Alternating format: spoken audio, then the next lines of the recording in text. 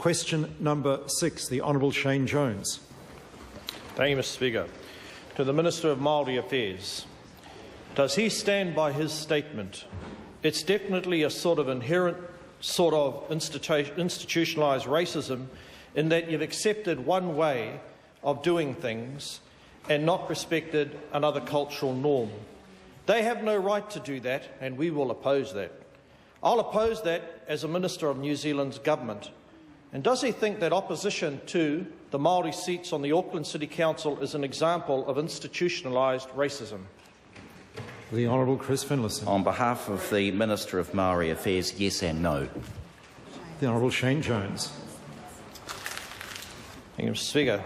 Will he resign as the Minister of Māori Affairs if the government decides to exclude Māori seats from the Auckland Council, or is he less passionate and principled about the issue than local government Minister Rodney Hide, who has said bluntly that if the government includes Māori seats, he will hand in his ministerial warrant?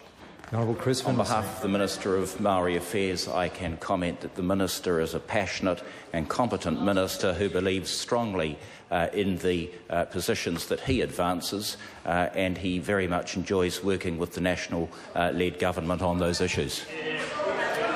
Thank you, Mr. Speaker. To the Minister of Māori Affairs, why does the Minister think that Māori representation on the Auckland Council is important?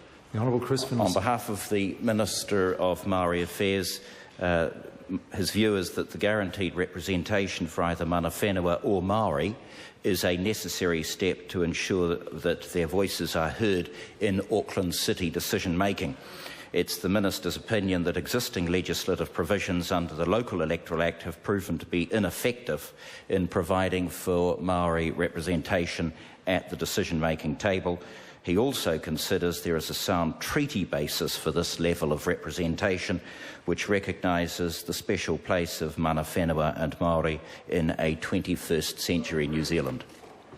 Thank you, Mr. Speaker. How does the Minister define institutional racism, and how can it be addressed in local government? The Honourable Chris Finlayson. Mr. Speaker, on behalf of the Minister of Māori Affairs, institutional racism could be defined as the collective failure of an organisation to provide equitable opportunities, benefits or advantage to different racial or ethnic groups of a society by neglecting to acknowledge there are sound or different cultural ways of being and doing which can and should be provided for. The Honourable Shane Jones. Thank you, Mr. Speaker. Does the Minister stand by his statement? The agreement that the Māori Party has with National is totally mana enhancing, and to not talk behind each other's backs.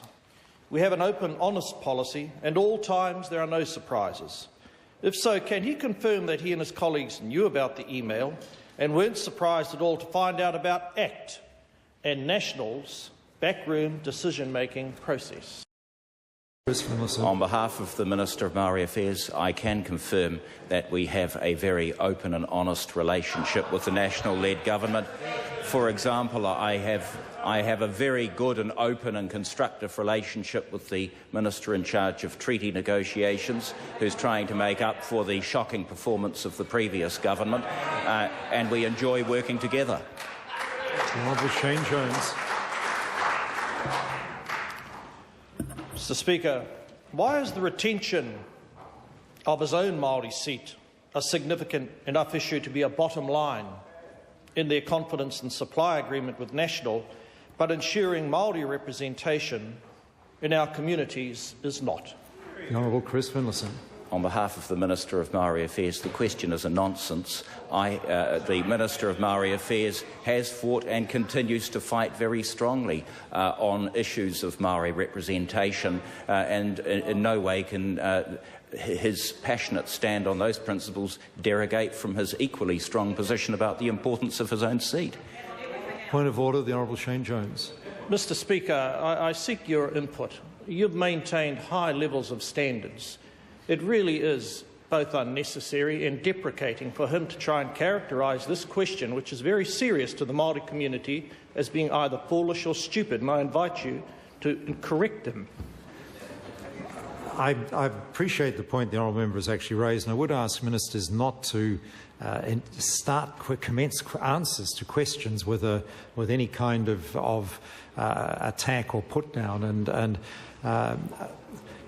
obviously, when the question is shaped in a way that the minister feels it contains something of a put down in the question, then it does invite a bit of a response. But I would ask ministers to avoid initiating an answer in that manner.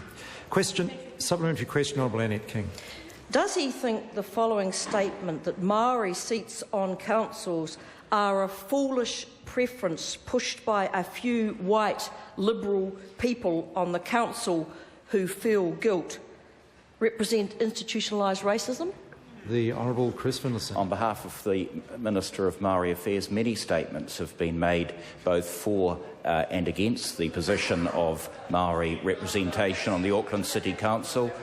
Some are more colourful than others. I certainly wouldn't rush to judgment about institutionalised racism on the basis of one answer. The Honourable Shane Jones. Thank you, Mr. Speaker. To the Minister of Māori Affairs. What is more mana enhancing? Having a flag blowing in the wind on the Auckland Harbour Bridge once a year, or ensuring Māori representation in our largest city? The Honourable Chris Finlayson. On behalf of the Minister of Māori Affairs, both are equally passionate positions which he contends for, just as an equally mana-enhancing matter would also be involvement in a national-led government led by the Prime Minister John Key.